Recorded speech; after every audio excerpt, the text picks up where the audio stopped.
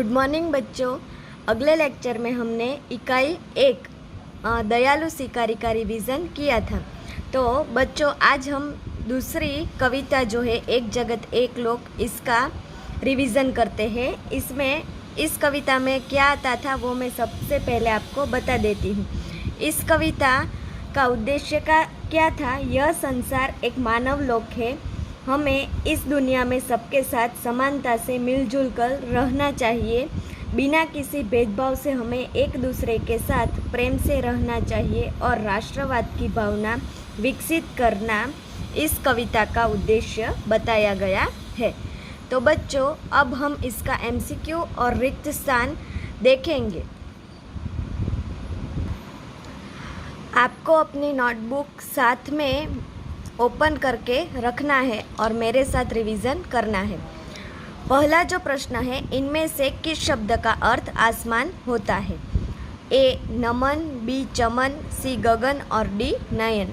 तो किसका अर्थ आसमान होता है? तो सी गगन। दूसरा है, हम खाली जगह तराने गाएंगे। ए एकता, बी समता और ममता, सी मानवता और डी सुंदरता। तो इसका आंसर क्या आएगा? बी समता और ममता। तीसरा है, सबका जीवन खाली जगह के सूत्र में बंधा है। ए पवित्रता, बी शांति, सी समता और डी एकता। तो इसका आंसर क्या आएगा? डी एकता। चौथा है, हमारा राग कैसा होना चाहिए? ए सुहाना, बी ऊंचा, सी स्वादिष्ट और डी पवित्र।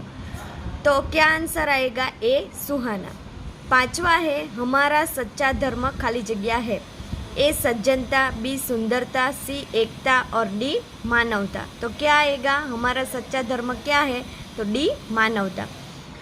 इसी तरह बच्चों रिक्त स्थान में से भी आपको सही विकल्प पूछे जाते हैं, तो हम साथ में रिक्त स्थान भी कर लेते हैं। पहली जो दी गई है वह है, हम सबका रक्त एक जैसा खाली जगह है। तो क्या है? लाल। इसमें किस तरह पूछा जाएगा? हम सबका रक्त एक जैसा खाली जगह है और नीचे 4 ऑप्शन दिए जाएंगे। ए पीला, बी हरा, सी लाल और डी काला। तो आपको पता होना चाहिए कि रक्त का रंग कैसा होता है, तो लाल। दूसरी है, राष्ट्रों में खाली जगह यही कर्म हमारा। तो क्या है कर्म हमारा? ऐक्य। तीसरा है, हिलमिल के लहराए खाली जगह का निशान। तो विश्व शांति। चौथा है, हर्ष भरे गाए हम खाली जगह सुहाने।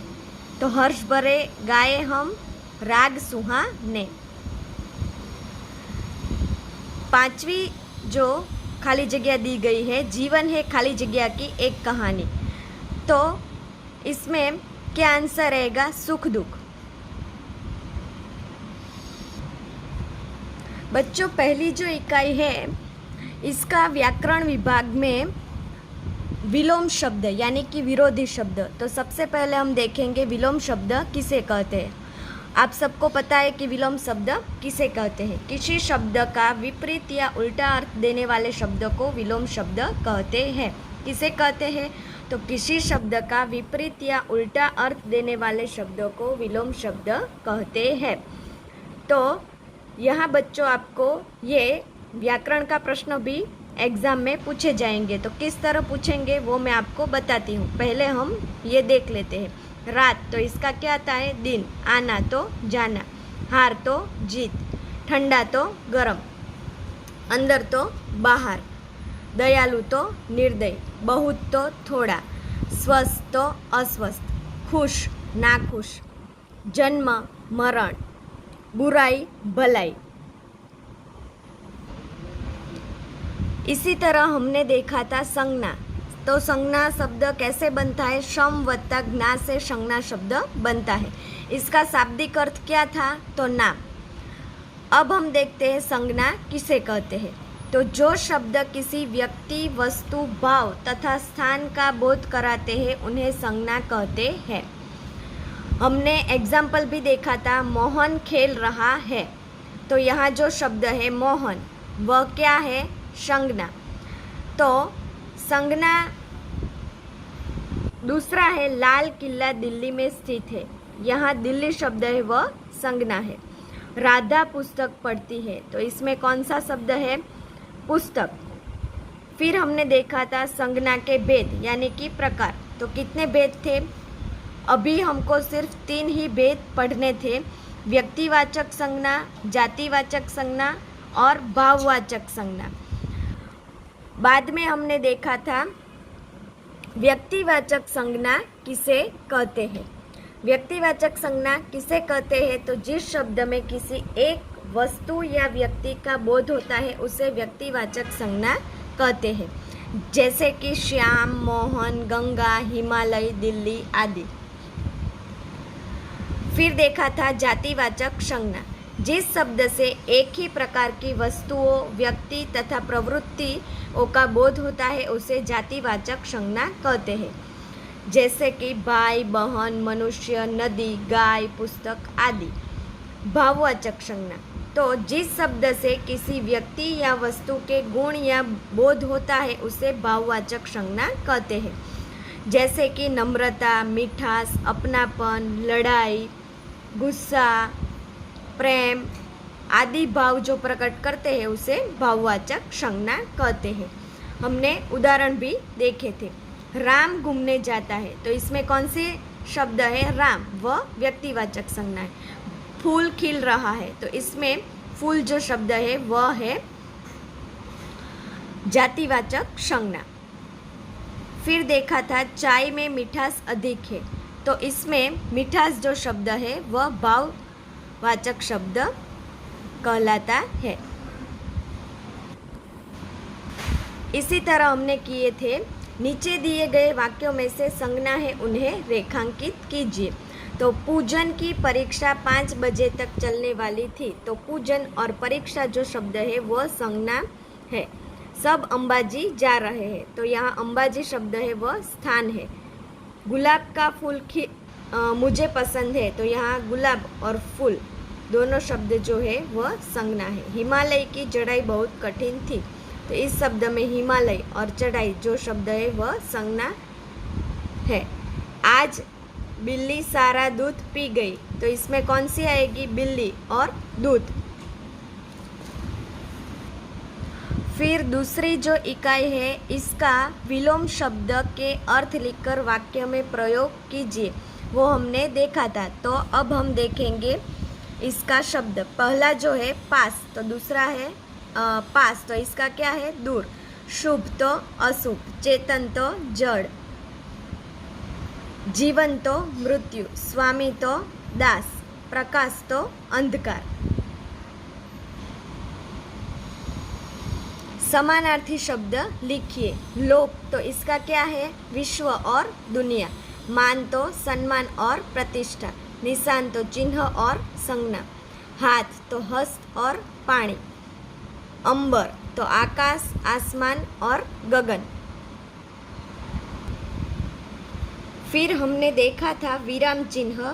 तो कौन कौन से विराम चिन्ह थे? पूर्ण विराम, अल्प विराम, प्रश्नवाचक चिन्ह, विस्मयादि बोधक चिन्ह यानी कि उद्गार चिन्ह, योजक, निर्देशक, कोष्टक, अवतरण चिन्ह। इसमें 2 प्रकार थे, इकहरा और दूहरा। ये सब हमने विराम चिन्ह किए थे। तो यहाँ दी गई है, निम्नलिखित वाक्यों में उचित विराम चिन्ह का प्रयोग कीजिए। पहला जो वाक्य है, छी छी तुमने यह क्या किया, तो यहाँ कौन से विराम चिन्ह का उपयोग हुआ था? विस्मयादि बोधक चिन्ह यानी कि उद्गार चिन्ह। वैशाली ने मयंक से कहा घर चलो, तो यहाँ कौन सा विराम चिन्ह का प्रयोग हुआ है? अल्प विराम और दूहरे अवतरण चिन्ह का प्रयोग हुआ है, और साथ में पूर्ण विराम भी है। वाह मज़ा आ गया, तो यहाँ कौन सा है? आश्चर्य चिन्ह या विस्मयादि बोधक चिन्ह का प्रयोग हुआ है। अरे तुम नहीं गए, तो इसमें भी कौन सा चिन्ह है? उद्गार चिन्ह यानी कि विस्मयादि बोधक चिन्ह। शाबाश तुमने कमाल कर दिया, तो यहाँ भी कौन सा चिन्ह का प्रयोग हुआ है? उद्गार चिन्ह। बताइए हम दोनों में से बड़ा कौन है, तो यहाँ जो प्रश्न पूछा गया है यानी कि प्रश्नवाचक चिन्ह का प्रयोग हुआ है। ग्राहक इस पुस्तक का क्या मूल्य है। तो यहाँ दो चिन्ह का प्रयोग हुआ है, एक तो निर्देशक और दूसरा है प्रश्नवाचक चिन्ह। महात्मा गांधी जी ने कहा है कि प्रार्थना ही आत्मा की खुराक है। तो यहाँ जो प्रयोग हुआ है वह अल्पविराम और दोहरे अवतरण चिन्ह का प्रयोग हुआ है। तुम क्या करते हो, यहाँ प्रश्न पूछा गया है, यानी कि प्रश्नवाचक चिन्ह का प्रयोग हुआ है। राम, सीता और मोहन घर गए। तो यहाँ राम, इसके बाद अल्पविराम का प्रयोग हुआ है और अंत में पूर्ण विराम का प्रयोग हुआ है। दूसरी इकाई में से दूसरे कौन से प्रश्न पूछे जाएंगे वह मैं आपको बताती हूँ, लेकिन आपको पूरी कविता पढ़नी होगी और इसके प्रश्न के उत्तर भी करने होंगे। पहला जो दिया गया है, हम सब मिलजुल कर खाली जगह करेंगे। तो यहाँ ए ऑप्शन है, स्वच्छता अभियान चलाएंगे। दूसरा है शांति गीत की रचना करेंगे। सी है विश्व शांति का झंडा लहराएंगे। और डी हवा पानी और सुख दुख बांटेंगे। तो क्या आएगा इसमें, सी विश्व शांति का झंडा लहराएंगे। दूसरा है प्रकृति लोगों में भेदभाव नहीं करती इसलिए। तो ए ऑप्शन है सबके रक्त का रंग लाल है। बी वह सबको हवा पानी और प्रकाश देती है। सी है सबका शरीर एक जैसी हड्डियों में से बना है। और डी है इनमें से कोई नहीं। तो बच्चों इसमें क्या आएगा, बी वह सबको हवा पानी और प्रकाश देती है। तीसरा है यह सारा संसार खाली जगह है। तो ए एक मानवलोक है। बी जादू की पुड़िया है। सी एक खुली हुई पुस्तक है। और डी बी और सी दोनों है। तो यह संसार क्या है, तो यह संसार एक मानवलोक है। चौथा जो है, हम कैसे तराने गाएंगे। तो ए समता और ममता, बी सुख दुख, सी विश्व शांति के और डी भेदभाव के गीत। तो यहाँ क्या आएगा, ए समता और ममता के तराने हम गाएंगे। इसी तरह व्याकरण में कैसे प्रश्न पूछे जाते हैं वह भी मैं आपको बताती हूँ, लेकिन ज़रूरी नहीं है कि यही पूछे जाएंगे। पहला है बहुत शब्द का विलोम अर्थ बताइए। ए निर्दय, बी ज़्यादा, सी नाखुश और डी थोड़ा। तो बहुत शब्द का विलोम अर्थ क्या आता है, तो थोड़ा।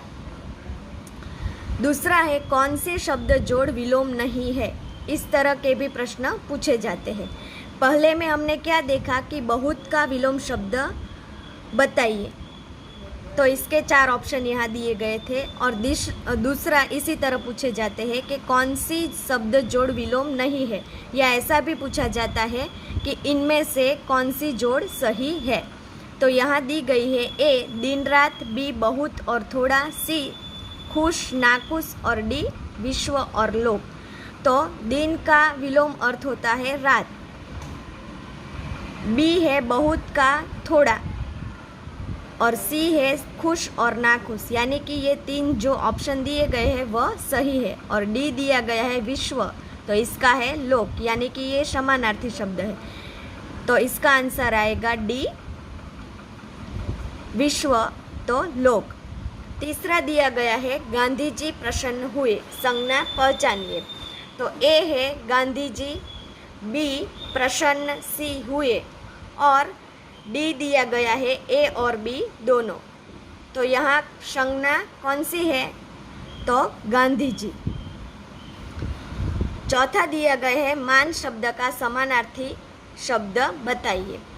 तो यहाँ मान शब्द का समानार्थी शब्द कौन सा है, ए विश्व, बी सम्मान, सी चिन्ह और डी अपमान। तो मान शब्द का समानार्थी शब्द कौन सा आता है, बी सम्मान। फिर 5वां दिया गया है कि छी छी तुमने क्या किया। वाक्य में से कौन सा चिन्ह आएगा। तो यहाँ कौन सा चिन्ह आता है, यह चिन्ह के निशान हमें बताए गए हैं और आपको इनमें से पहचानना होगा कि इनमें से कौन सा चिन्ह आएगा। तो आप सबको चिन्ह पता होना चाहिए कि कैसे आते हैं। यहाँ कौन सा चिन्ह आएगा? छी छी तुमने क्या किया। तो हमने देखा था आगे, तो कौन सा चिन्ह आया था? ए ऑप्शन, यानी कि ये जो चिन्ह है वह उद्गार चिन्ह यानी कि विस्मयादि बोधक चिन्ह और आश्चर्य चिन्ह का ये निशान होता है। तो बच्चों, बाकी का हम अगले लेक्चर में देखेंगे और आपको पाठ्य पुस्तक और व्याकरण विभाग सब पढ़ना होगा।